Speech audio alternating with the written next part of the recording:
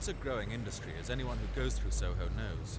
Last year, the square mile had around 150 establishments. This year, there are nearly 200. They're bookshops, cinema clubs, strip and peep shows, and shops selling aids. Soho's been Westminster Council's problem, and the only weapons they've had have been planning and safety laws. The planning officers haven't been winning. Businesses have changed hands overnight.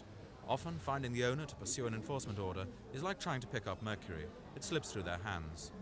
And it's not just growing in Soho. The sex shops and cinema clubs are spreading outwards to the suburbs. A high street without one is becoming rare. Enter the London Boroughs Association. They're behind today's move, and with GLC backing and parliamentary powers, they'll get the right to issue licences. In future, if councils want to say no, they'll be able to.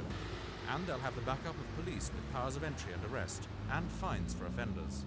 These establishments can be unpleasant for lots of people.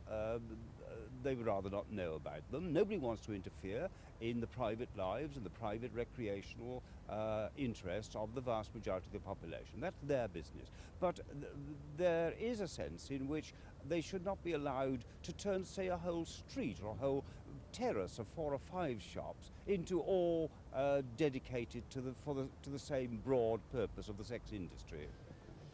It's not only new businesses, existing premises will have to apply for licences as well. In Soho, they're waiting to see the effect of that.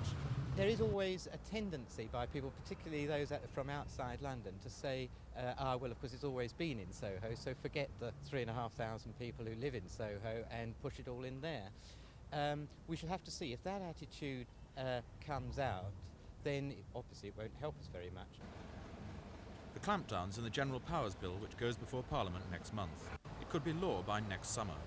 Meanwhile, councils throughout Britain are watching what happens to London's high streets. If the rules work here, they'll want them as well. Simon Westcott, Thames News.